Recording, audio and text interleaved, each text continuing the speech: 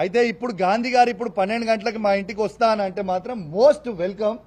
రాగానే BRS party కండువ కప్పి లోపలికి తీసుకెళ్తాం, ఇద్దరం కలిసి భోజనం చేసుకుంటాం. భోజనం చేసి ఇక్కడి నుంచి మనము స్ట్రేట్గా తెలంగాణ భవన్కి పోదాం. తెలంగాణ భవన్లో ప్రెస్ మీట్ పెట్టి అక్కడి నుంచి స్ట్రేట్గా కేసీఆర్ గారి దగ్గరికి పోదాం. స్వాగతిస్తున్నాం, వెల్కమ్. నేను గాంధీని ఒక్కరినే కాదు బాబు, నిన్న చూసినో లేదో, నువ్వు ఇంతకుముందు చూసినో లేదో, గాంధీ గారు ఒక్కరే కాదు, దానం నాగేంద్ర గారి గురించి మాట్లాడినా, కడియం శ్రీహరి గారి గురించి మాట్లాడినా, గాంధీ గారి గురించి మాట్లాడినా, మన కృష్ణమోహన్ రెడ్డి గారి గురించి మాట్లాడినా, వెంకట్రావు గారి గురించి మాట్లాడినా, ఎవ్రీబడి పోయిన 10 ఎమ్మెల్యేలకు కూడా జవాబు చెప్తా ఉన్నాం.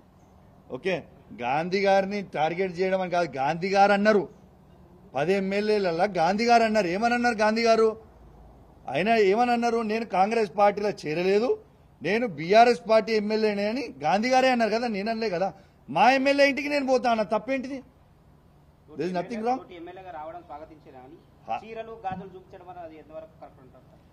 ఈ సంస్కారం నేను నేర్పలే. ఈ సంస్కారం ఈ రాష్ట్ర ముఖ్యమంత్రి అయిన రేవంత్ రెడ్డి గారు నేర్పిర్రు. అదే కరెక్ట్ అని నేను అనుకున్నా. రేవంత్ రెడ్డి గారు కూడా మా కేటీఆర్ గారు అన్నారు కదా, చీరలు కట్టుకొని, చీర కట్టుకొని, గాజులు వేసుకొని ఆడ బస్ ఎక్కువ అని అన్నది రేవంత్ రెడ్డి గారు కాదా? మరి రేవంత్ రెడ్డి గారే మాట్లాడుతున్నప్పుడు, ఈ రాష్ట్ర ముఖ్యమంత్రి కాన్స్టిట్యూషన్ హెడ్ అన్నప్పుడు, గవర్నర్ తర్వాత తనే కాబట్టి తను మాట్లాడినప్పుడు అది కరెక్ట్ అన్నా కనిపించింది. ఆయన నేర్పించిన సంస్కారం ఇది, నేను నేర్చిన సంస్కారం కాదు. దిస్ ఇస్ రేవంత్ రెడ్డి గారు నేర్పించిన సంస్కారం. కౌశిక్ రెడ్డి ఒక బ్రోకర్, కాంగ్రెస్ పార్టీ నుంచి 10 మంది ఎమ్మెల్యేలను తీసుకొస్తా ఉన్నాడు. ఇది పట్ల జరిగినప్పుడు ఢిల్లీలో ఉండి బాత్రూమ్ నుంచి ఫోన్ మాట్లాడినాక ఏం జరిగింది ఏంటనేది అసలు ఎంత పాగలగాడంటే గాంధీ, అసలు ఆయన 3 సార్లు ఎమ్మెల్యే ఎట్లా గెలిచిండో, ఈ షేర్లింగం పెళ్లి ప్రజలు ఆయనకి ఎట్లా ఓట్లు వేసిరో నాకు అర్థమైతలేదు. ఎందుకంటే అసలు నేను టీఆర్ఎస్ పార్టీలో చేరిన నాడు గాంధీ గారికి తెలియంది ఏంటంటే కాంగ్రెస్ పార్టీలో ఉన్నదే 5 ఎమ్మెల్యేలు. నేను 10 మంది ఎమ్మెల్యేలను ఎట్లా తీసుకొని వస్తా? కాంగ్రెస్ పార్టీలో ఉన్నదే 5 ఎమ్మెల్యేలు కదా అన్నాడు. నేను 10 మంది ఎమ్మెల్యేలను ఎట్లా తీసుకొని వస్తా? నంబర్ 1, ఆయనకి హిస్టరీ తెలియదు కావచ్చు. పోయి నీ రేవంత్ రెడ్డిని అడుగు, కౌశిక్ రెడ్డి రేవంత్ రెడ్డికి ఏం సాయం చేసిండు అనేది నీ రేవంత్ రెడ్డిని అడుగు, చెప్తాడు. నీ రేవంత్ రెడ్డి పిసిసి ప్రెసిడెంట్ ఎట్లయిండో నీ రేవంత్ రెడ్డిని అడుగు, ఒక్కసారి చెప్తాడు. నీకు తెలియదు, ఎందుకంటే నువ్వు ఇక్కడోని కాదు కదా, ఎక్కడి నుంచో వచ్చినోని కదా. సో నీకు తెలంగాణ చరిత్ర ఎక్కువ తెలియదు, కాంగ్రెస్ పార్టీ చరిత్ర నీకు అసలే తెలియదు. ఒక్కసారి నీ రేవంత్ రెడ్డిని పోయి ఒక్కసారి నువ్వు అడుగు, కౌశిక్ రెడ్డి నీకు ఏం సాయం చేసిండు పిసిసి ప్రెసిడెంట్ కావడానికి అనేది రేవంత్ రెడ్డిని అడుగు. నేను కాంగ్రెస్ పార్టీకి మోసం చేయలేదు.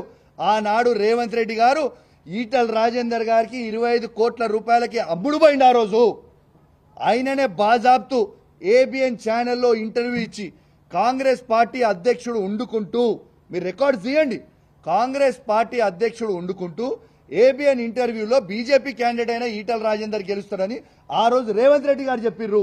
రేవంత్ రెడ్డి గారు అమ్ముడు వేయండి తప్పితే నేను అమ్ముడు పోలేదు. రేవంత్ రెడ్డి గారు మోసం చేసిరు. రెండోది, ఇలా బీఆర్ఎస్ పార్టీ బీఫామ్ మీద గెలిచి పార్టీకి అండగున్న కౌశిక్ రెడ్డి గొప్పోడా, బీఆర్ఎస్ పార్టీ బీఫామ్ మీద గెలిచి పార్టీలు మారిన గాంధీ గొప్పోడా? ఒక్కసారి ఆలోచన చేయండి. ఇలా బ్రోకర్ ఎవరు? ప్రజలు నిర్ణయించుకుంటారు బ్రోకర్ ఎవరని. This clear.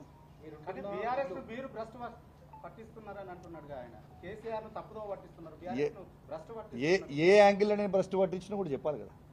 నేను దమ్మున్నోని కేసీఆర్ గారి అండదండతోని, ఇంతకుముందు చెప్పిన నరసింగ్ గారు, కేసీఆర్ గారి అండదండతోని, బీఆర్ఎస్ కార్యకర్తల అండదండతోని ఇవాళ సీఎం క్యాండిడేట్ అయినా అన్న ఈటల రాజేందర్ గారిని 100 కిలోమీటర్ల లోపల బొందబెట్టి ఎమ్మెల్యేగా గెలిచినోడు భ్రష్టు ఎట్లా పట్టించినట్టయా?